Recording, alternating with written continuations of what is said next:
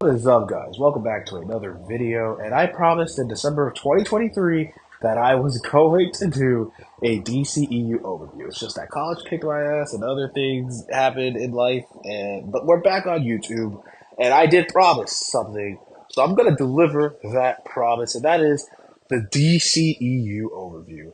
There is rarely a cinematic universe that fails, is what I would say if the ratio of cinematic universes have been good. Obviously, you had Marvel, which kind of got DC in this mess in the first place, trying to copy the MCU, which is one of the reasons why the DCEU failed. And honestly, there are several videos as to the history of the DCEU, and that's kind of not what this is. I mean, there are 16 DCEU movies, and I'm not going to spend my time when most of them can be summarized with the same issue and the same problem that this franchise has. But I am going to break it up into three different parts. We're going to have the DCEU under Snyder, which would be Man of Steel through Justice League. We're going to have the kind of weird post Justice League era of the DCEU we kind of have from Aquaman to the Snyder Cut. And then we're going to finally have the third part, which was just the Suicide Squad till Aquaman 2, basically the demise of the DCEU. Alright, so let's start with number one. And this will all lead into why we're getting the DCU and the upcoming Superman film in 2025. So let's start with the first reason. And obviously, the first reason that the DCEU is kind of just was in a shitter was the Snyder era and Warner Brothers had two, why did I say Snyder era? Zack Snyder and Warner Brothers had two very distinct perspectives of what the DCEU should be. Warner Brothers wanted a DC universe that was more in line with the MCU. It's been very well documented. Man of Steel and Batman vs Superman, which were darker movies in tone, the audience didn't really care for them, and Warner Brothers saw that, and so they tried to course correct and made Suicide Squad and Justice League more lighthearted, more kid-friendly, more MCU-like. That's just not the tone David Ayer and Zack Snyder went for. David Ayer, Suicide Squad was apparently very different from the theatrical version, and Zack Snyder's vision for the DC universe is definitely not what Warner Brothers was envisioning. And so I think from the get-go, Warner Brothers got the wrong person to shepherd their universe.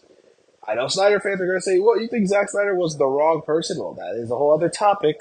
And I would say yes. Yes, he definitely absolutely was. Especially for a universe, a DC universe, I don't think he was the type of guy. If it was an Elseworlds scenario, then, maybe that's cool. But for your main DC universe, I don't think Zack Snyder should have been the architect. I think Warner Brothers should have found somebody or a producer or some type of creative head or executive or whatever that fell in line with what Warner Brothers wanted the DC universe to be, while also still giving fans a creative, fun DC universe. And I think that's just kind of the issue. They got somebody like Zack Snyder who just doesn't fit what they're looking for. It was a mismatch from the get-go, and it was always going to be room for disaster. But then you also have the fact Warner Brothers are complete dickheads, and these guys basically said, okay, you know what? We're going to replace Zack Snyder and completely destroy his film with Joss Whedon. Joss Whedon, they were like, who can be a substitute for Zack Snyder while he steps away due to unfortunate family tragedies? Let's get Joss Whedon! And well, I was about to say there's nothing wrong with Joss Whedon as a director. There's definitely something wrong with him as a person. But as a director, for a Justice League movie, on paper, Joss Whedon wouldn't be a bad idea. But he is taking over Zack Snyder's take on Justice League. So that was always going to kind of be a red flag from the beginning. Joss Whedon and Zack Snyder do not have very similar tones into how they make movies. That's just a genuine fact. I also think Zack Snyder just didn't understand the DC characters he was doing. Batman he didn't get. I didn't think he understood Superman. I know these are controversial takes. They did Wonder Woman okay. Wonder Woman was the only one in this era to have a well positive review movie that did well at the box office. I mean, Suicide Squad and Batman vs Superman did well at the box office. They just weren't that favorably reviewed. And Justice League, due to its enormous budget, was an underperformer. In fact, I'll say it was maybe even a flop for Warner Brothers and DC, especially since it didn't even make $1 billion, which should not be always the standard for a movie to make. But you're talking about DC's equivalent to the Avengers, and it only made half of what the Avengers made, if we're being fucking generous to that movie. So it's kind of insane. It's kind of crazy to really think that that is the reality. So that was kind of that era. It was always Snyder versus Warner Brothers. Warner Brothers and Snyder wanted something different, and that led to Warner Brothers butchering a lot of the movies that was in this era. The second thing that led to the DCEU overview, let's get into this. The second part, the post Justice League era. So Justice League just underperformed. It didn't do well. So Warner Brothers was like, okay, let's make a series of movies set in the DCEU where they don't have a narrative to them. And what I mean is that there is no bigger story to what's happening in these movies. These are just standalone movies that just so happen to be in the universe. And that's how Warner Brothers thought they were going to kind of save the DCEU and not make it too similar to the MCU. The MCU is all about all of their movies interconnected to a bigger story. So let's just do the opposite. Let's just do a cinematic universe where the movies do take place in the same world, but they're not connecting to anything bigger happening. And I mean, there's not a terrible idea with that approach, but even the Monsterverse knew when it was time to start actually at least making the characters crossover. But Warner Brothers saw that Aquaman, the first one, made $1 billion. And so they were like, okay, so this method must be good. This Aquaman just made $1 billion. Shazam, a few months later, comes out. It had a horrible release date. They sandwiched it in between Captain Marvel and Endgame, two movies from Marvel that made $1 billion. And the irony of Captain Marvel losing to Captain Marvel, if you know, you know. But yeah, Shazam only grossed $300 million. But they could chalk that up to Shazam's not that well known of a character. We had a low budget on Shazam.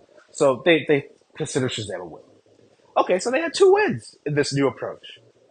These movies were well received. Audiences liked them. Critics liked them more than the earlier DCEU movies.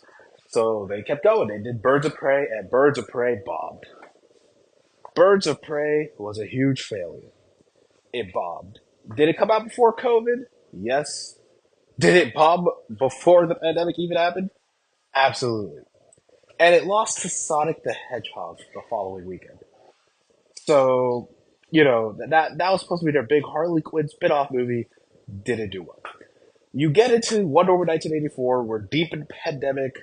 Wonder Woman 1984 we could put an asterisk for because, you know, obviously the box office for that movie was going to be bad from the beginning.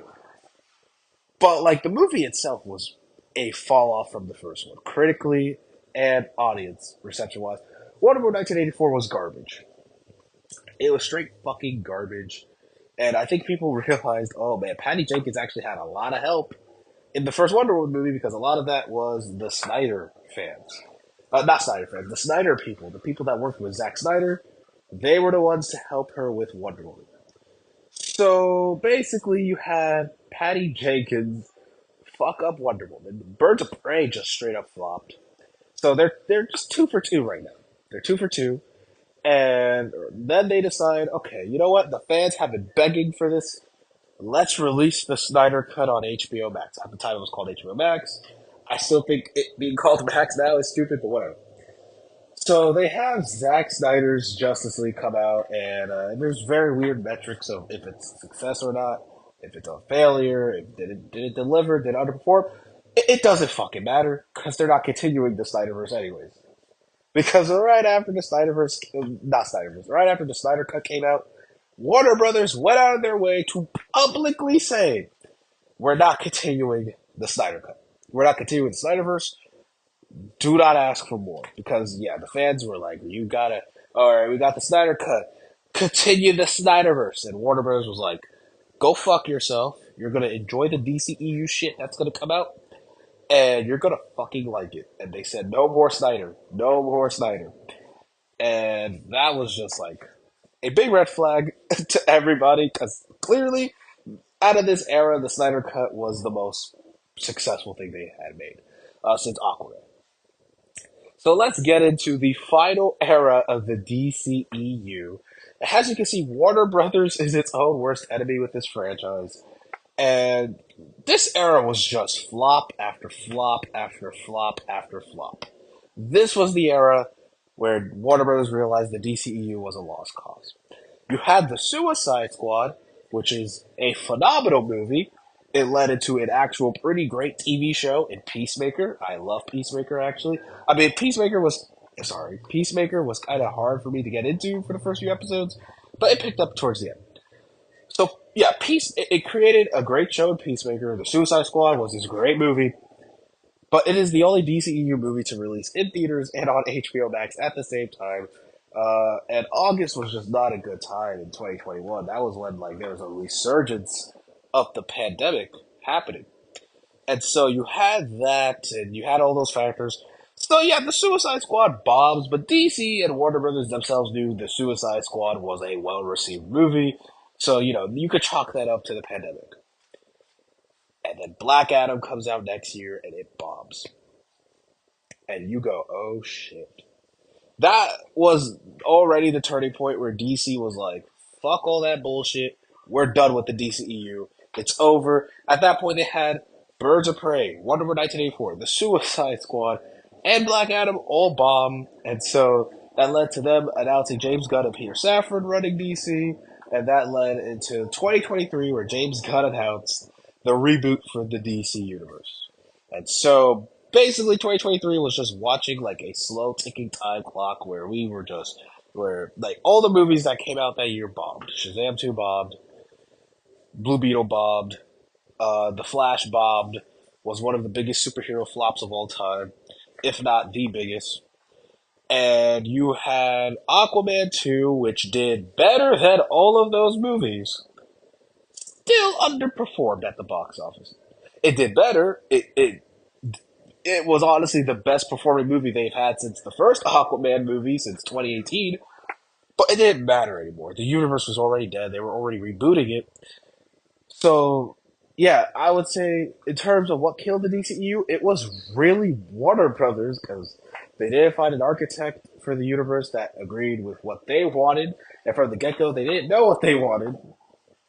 And it's just caused so many casualties, so many actors, Ray Fish, and so many like casualties in terms of careers. Uh, People wasting time. Zack Snyder has just moved to Netflix because he's like, if you're not gonna value me, I'm just gonna go to Netflix. And he's had a very shit run at Netflix. I haven't seen Ray Fisher in a movie since fucking the Snyder Cut. Sorry for the background noise. People are aggressively trying to get lit in the fourth. It's not even the fourth. It's the fucking seventh. But anyways, it doesn't matter.